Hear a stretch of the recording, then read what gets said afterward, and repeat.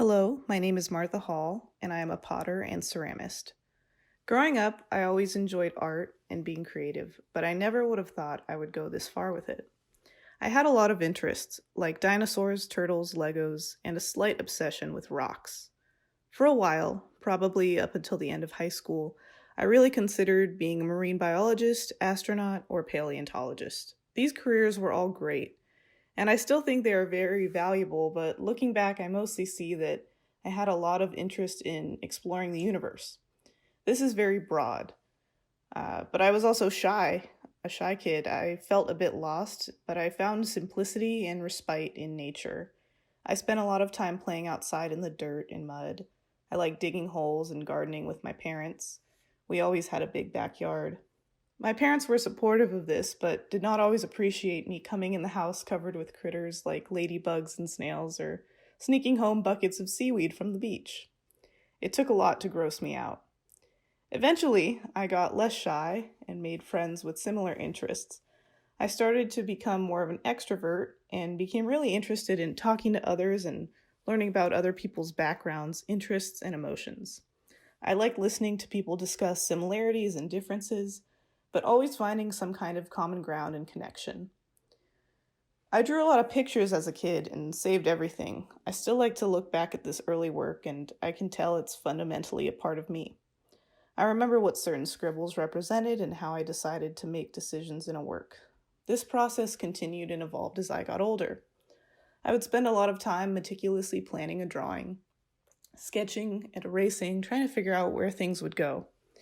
In high school, I took several courses in painting and drawing, and I definitely saw my work improve with practice, but always felt I struggled to create two-dimensional representations. My first introduction to clay and ceramics happened in high school when I finally took a class. I immediately felt a sense of belonging and contentment. The material was so tactile and forgiving, and the best part was its three-dimensionality. I could present things as I saw them in the round. As high school ended, I felt really connected with my works. I had gotten very attached to working figuratively with clay, often creating faces and posing human bodies as a representation of emotions. I started college at UNLV, undeclared on a major, but took all my core classes in the Honors College.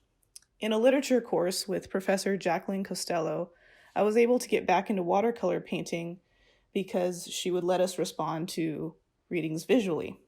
I took the most pride and enjoyment in these assignments, and they developed a longing for ceramics in me, which led me to declare my major in sculpture during my second semester at UNLV.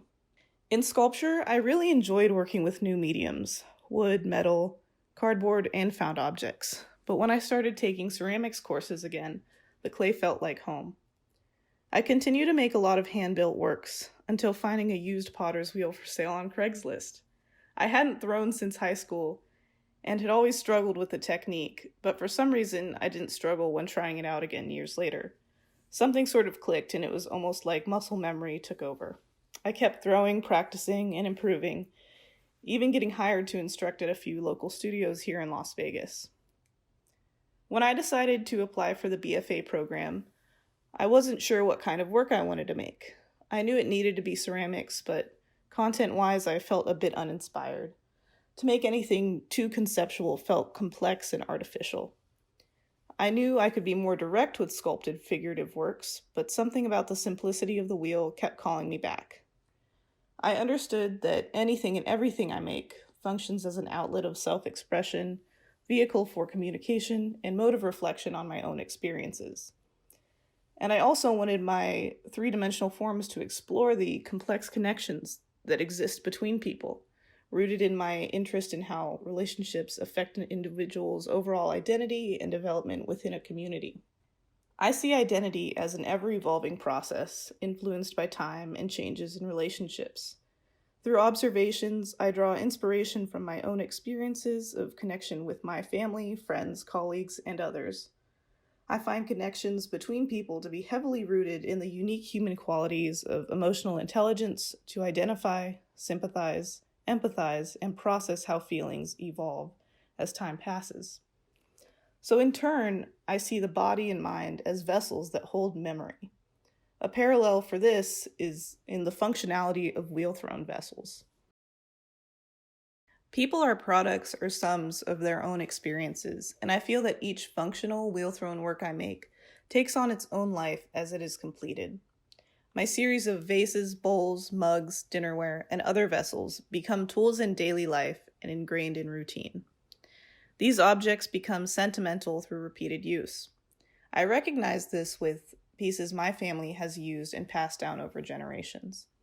I remember always using a certain teapot at my grandmother's house or coffee mugs in the morning with my mom. Ceramics are not only seen, but they are felt and used. This elevates this functional medium to make it more attainable than sculpture in a gallery. It is important that people are able to connect over the use of these objects in their daily lives. I really honor that ceramics is an ancient art form and feel a sense of responsibility to respect the tradition of ceramics through my own participation.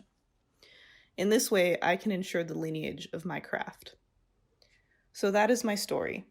I look forward to graduating, continuing my practice, sharing it with others, and continuing to open my own business. As I conclude, I want to first thank my parents, family, friends, and classmates for the endless support and encouragement they have given me over the past 5 years. Without you all, I would not be where I am today. I would also like to thank my BFA committee members, David Rao and Robert Tracy, and the following professors for their guidance during my undergraduate career: Jacqueline Costello, Patricia Bali, Aldo Lira, Miguel Rodriguez, Susanna Newbury, and Andrea Fram. Your critiques and advice brought about new growth in my work that I will continue to foster. Lastly, I want to thank my BFA classmates for their camaraderie and friendship. We did it together. I hope you all find in your life what I found in my pottery, something motivating, satisfying, and purposeful. Find what you love and do it every day. Thank you for listening.